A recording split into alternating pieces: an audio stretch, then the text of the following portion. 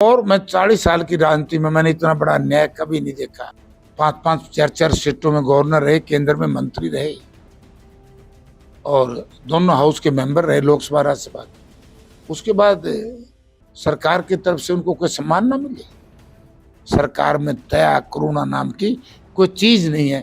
उनकी डेथ करवाने में ईडी और सीबीआई के नोटिस भी हैं।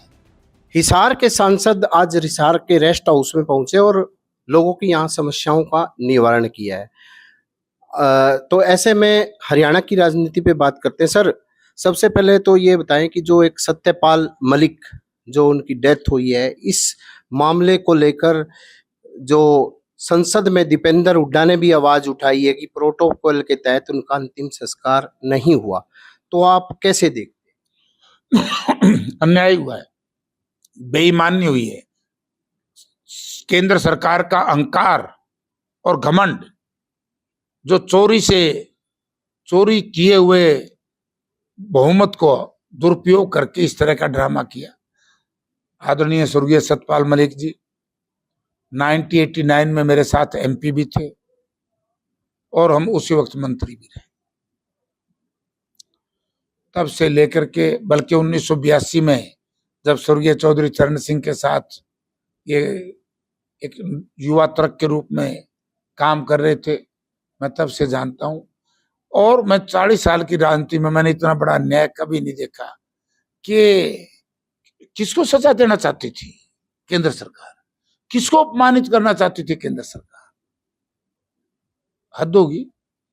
5-5 4-4 स्टेटों में गवर्नर रहे, केंद्र में मंत्री रहे और दोनों हाउस के मेंबर रहे, लोकसभा राज्यसभा के। उसके बाद सरकार की तरफ से उनको कोई सम्मान ना मिले। इवन है उनका छोटा सा मकान है, वो जो अपनी वीडियो जारी करके जो सही है कि मेरे पास तो 4-5 कुर्ते जोड़ी है, कुर्ते पजामे, अरे एक मकान है, जो करना कर लो। लेकिन सरकार में दया करुणा नाम की कोई चीज नहीं है। ये बड़ा बेईमाना किया है। मैं इस देश के किसान अपने अपमान का बदला जरूर केंद्र सरकार से लेंगे, क्योंकि उन्होंने गरीब की आवाज उठाई, किसान की आवाज उठाई, तभी तो सरकार नाराज हुई ना, इसलिए उनको सजा मिली।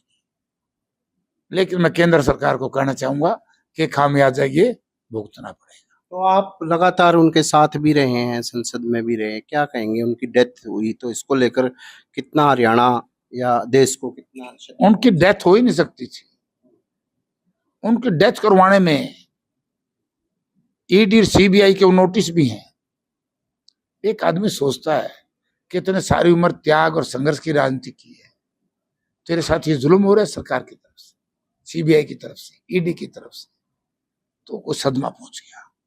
एक सर, राहुल गांधी जी ने एक वोटर चोरी का एक मुद्दा उठाया है, इसके डाटा भी पेश किए हैं, और क्या कहना चाहेंगे इस वर्तमान सरकार को लेकर? मैं राहुल गांधी जी का धन्यवाद करता हूं कि इन्होंने इस देश के प्रजातंत्र को अंधेरे से उजाले में लाने का काम किया। और राहुल गांधी जी की एक संघर्ष और मेहनत की वजह से आज केंद्र सरकार को लोग कहने लगे कि बुजदिल सरकार, फेस करो, पार्लियामेंट में बहस करो। हम एसआईआर पे बहस करना चाहते हैं, ये भाग जाते हैं जब एसआईआर का नाम लेते।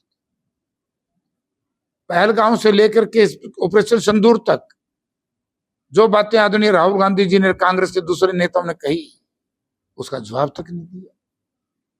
तो प्रजातंत्र में इस तरह की बातें करना यह दर्शाता है कि सरकार का, केंद्र सरकार का प्रजातंत्र में विश्वास नहीं है। और राहुल गांधी जी ने इस देश को एक आईना दिखाया है। और हम भी कल परसों से देख रहे हैं कि हिसार पार्लियामेंट क्षेत्र में भी, हरियाणा में भी 2 बार फर्क आया है। हरियाणा में जो सरकार बनाई है, वोट चोरी से बनाई है। तो वर्तमान जैसे अभी बारिश आई है, पूरे प्रदेश में बारिश आई है, आपने देखा भी है, खेतों में भी गए हो आप, और शहरों की दशा भी देखी है। तो आप क्या देखते हैं कि शहर की सरकार जो दावा करते हैं नायाब सिंह सैनी के हमने विकास किए हैं, तो क्या देखते हैं जो बरसात ने किस तरह की पोल खोलने का काम किया? आपने देखा नहीं है, ना नहरों की सफाई है, ना ड्रेनों के बांध हैं, ना ड्रेनों की सफाई है। और आज तो एक और कर दिया, ये चोरी के जनादेश को लेकर के सरकार इतने अहंकार में है। एक सबसे गरीब आदमी जिसको 2007 में इंडिया यूपीए सरकार ने एक काम का अधिकार दिया था, आज मेरे पास ये ज्ञापन दे के गए हैं लोग। उन्होंने लिखा है कि बंद किए मनरेगा में कार्य दोबारा शुरू करवाने बारे जयप्रकाश जी, आप हमारे एमपी हैं, जैसे आपने किसानों की आवाज उठाई, पहले भी नरेगा के ऊपर जब 16,000 का बजट कम किया था मैंने उठाई थी, और दोबारा फिर उठाई तो बंद ही कर दी। क्या क्या चीजें बंद कर दी? सड़क, शमशान भूमि, स्कूल, खेल मैदान, पंचायत घर, कच्चे रास्ते, फिरनी, सरकारी अस्पताल, कॉलेज और एससी चौपाल, ग्राम सचिवालय, ये तो बहुत बड़ा जुल्म है। ये तो बंद करेंगे नरेगा को। पहले किसान को नुकसान किया, किसान ने संघर्ष करके किसानी बचाई, अब ये नरेगा बंद करेंगे, हम इसके लिए लड़ेंगे। और ये चिट्ठी मैं आपके सामने दिखाता हूँ भारत सरकार की, ये फिर प्रदेश सरकार के जो हमारे स्पेशल सेक्रेटरी रूरल डेवलपमेंट है उन्हें ये ऑल चीफ एग्जीक्यूटिव ऑफिसर कम डायरेक्टर प्रोग्राम के नाम से, मनरेगा एजेंसी के नाम से भेजी है।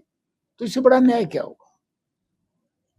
सर, बात की जाए अब लोगों को इंतजार है कांग्रेस पार्टी की लिस्ट का, क्या लगता है? क्योंकि काफी लंबे समय हो ये गए। झूठ बोलने जाओ बीजेपी वाले, तब ना उनको कहा जाओ तब भी कर दो, हमारा काम तैयार है यार।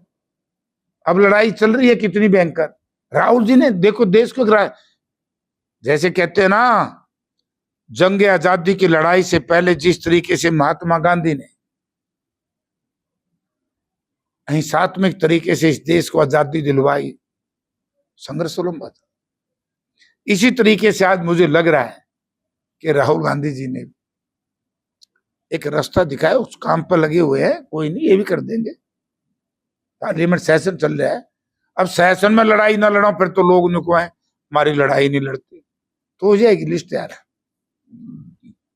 तो ये थे सांसद जयप्रकाश, इनका साफ तौर से कहना था कि जो प्रदेश में जो बारिश आई इसको लेकर पहले से ही ड्रेनों की सफाई करनी चाहिए थी, और इसी कारण जो खेत जलमग्न हुए हैं, तो ऐसे में किसानों का नुकसान भी हुआ है। ऐसे में किसानों की भरपाई सरकार को ही करनी चाहिए। प्रवीण कुमार, हिसार।